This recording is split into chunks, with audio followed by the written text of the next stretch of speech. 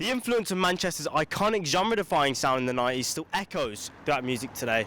We all know the famous bands, the Smiths, Joy Division, New Order, but slowly bands are evolving and reinventing grassroots music as we know it, with new genres such as alt-rock, hyperpop and shoegaze, just to name a few. Fontaine's DC, Wonderhorse, Blossoms, Wet Leg, these are just a few of the names of the rising talent in the UK and Ireland who are reinventing the music atmosphere with these innovative new genres.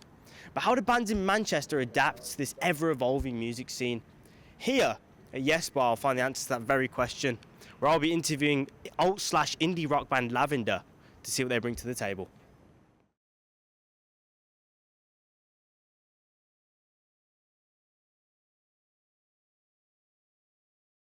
So, we met at a place called Lane 7.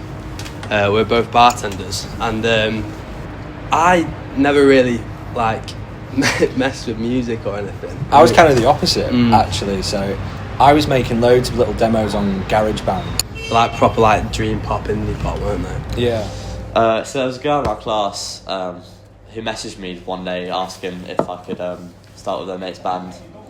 So that's how I joined. You joined a bit later though, didn't you? So he mentioned you got this band. I was like, oh, years we picked up, you know. And then anyway, he had a guitarist at the time, but he got a guitar that week.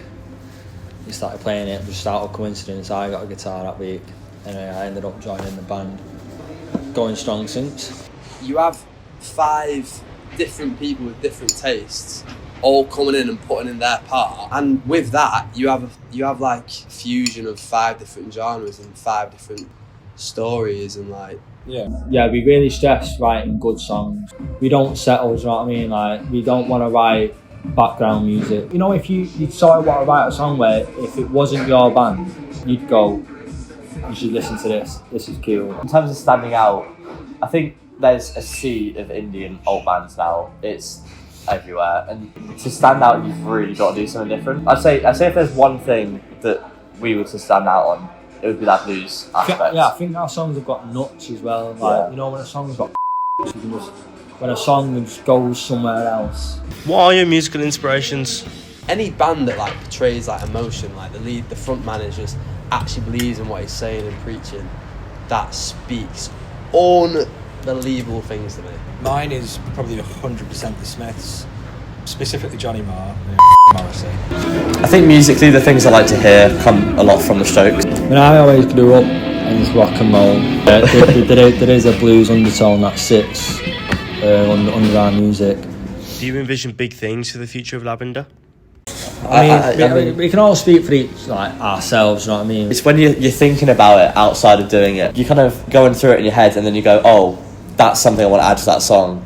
And just even having that thought process alone should probably tell you, that's what you want to do, that's what you're passionate about. When you listen to other tunes, you go, we can do that. And they did. With their big performance at Yes Bar finally here, they have a chance to show the people what they can really do.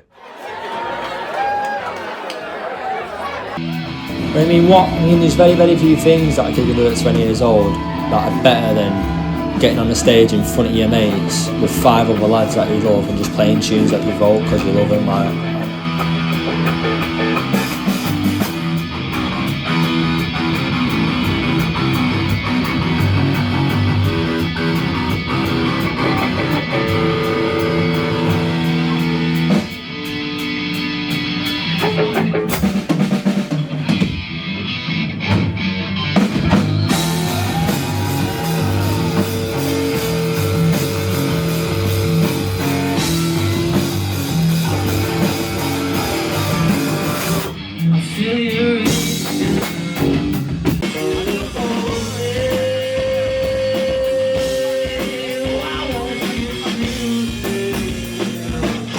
generation of kids that have grown up in Manchester that have been spoiled. We've all been spoiled with music.